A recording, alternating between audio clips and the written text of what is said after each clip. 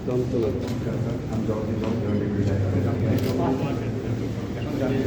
যান গে ভিতরে যান, এখন ভিতরে যান, ভিতরে যান, ভিতরে যান, ভিতরে যান, চলো চলো ভিতরে চলো চলো চলো।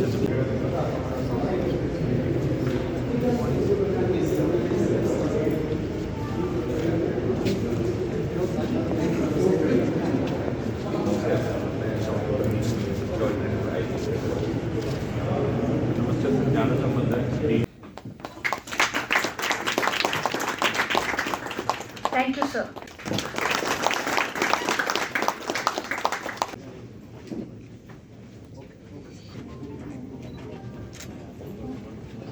আমি প্রথমেই বলবো যে এখানে আপনারা জানেন যে ড্রাগসকে নিয়ে খুব একটা বিরাট ইস্যু। তো এখানের যে আমাদের 8টা যে স্টেট আছে নর্থ ইস্ট রিজিয়নে, এখানে মায়ানমার থেকে যেভাবে ড্রাগস তৈরি হয়, সেই ড্রাগসগুলো আমাদের ত্রিপুরার জন্য আমি বলছি যে আসাম হয়ে মিজোরাম হয়ে ত্রিপুরাতে আসে এবং ত্রিপুরা হয়ে সেগুলো যায় বাংলাদেশ। তো এই যে ইস্যুগুলো কিভাবে এগুলোকে ইন্টার স্টেটের যে সমস্যাগুলো কিভাবে একে আটকানো যায় এবং ত্রিপুরার থেকেও যে সব আমাদের গাঁজা উৎপন্ন হয় সেগুলো যাতে বাইরে না যেতে পারে, জিরো টলারেন্সের আমরা যে নীতি নিয়েছি সেই বিষয়েই আমরা মেইন যে ইস্যু সেই বিষয়গুলোতে কথা হবে। আর দ্বিতীয় নম্বর হচ্ছে আজকে 3 বছর পরে এই ডিজি এবং আইজির কনফারেন্স হচ্ছে এখানে, কারণ আপনারা জানেন যে কোভিডের সমস্যা ইত্যাদি ইত্যাদির কারণে বিভিন্ন সমস্যার কারণে সেটা সম্ভব হয়নি।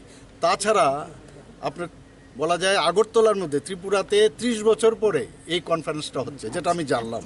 তো আমাদের জন্য অত্যন্ত খুশির বিষয় যে এই যে সবটি স্টেট এবং আমাদের সেন্ট্রাল যে পুলিশিং যে আমাদের অন্যান্য এজেন্সিগুলো আছে তারাও এসছেন এখানে। তো সবাই মিলে একটা কোঅর্ডিনেশনের একটা বিষয় এখানে কথা হবে, সমস্ত স্টেটের সাথে আরেকটা স্টেটের বিভিন্ন যেসব পুলিশিং যে ব্যবস্থা, একজন কোঅপারেশন কমিউনিকেশন, এইগুলো এখন এই আজকের এই কনফারেন্সে ওদের জন্য সুবিধা হবে। স্যার, ত্রিপুরা থেকে প্রথম হচ্ছে এটা এই ডিজি কনফারেন্স 3 বছর পরে হচ্ছে, 30 বছর পরে বললো যেটা আমি শুনলাম। আর 3 বছর পরে এই কনফারেন্সটা হচ্ছে এবং সেটাও ত্রিপুরাতে। এটা কত বছর পর পরে হয়? এটা তো প্রতি বছরই হওয়া উচিত, প্রতি বছরই হওয়া উচিত, কিন্তু এখানে আজকে 3 বছর পর হচ্ছে। স্যার, তো আমি এর জন্য এই কনফারেন্স যে হচ্ছে আমি ওনাদেরকে আমি ধন্যবাদ দিয়েছি যে ত্রিপুরাকে আপনারা মানে চিহ্নিত করেছেন এখানেই কনফারেন্স করার জন্য। তো আমাদের জন্য একটা সুখবর।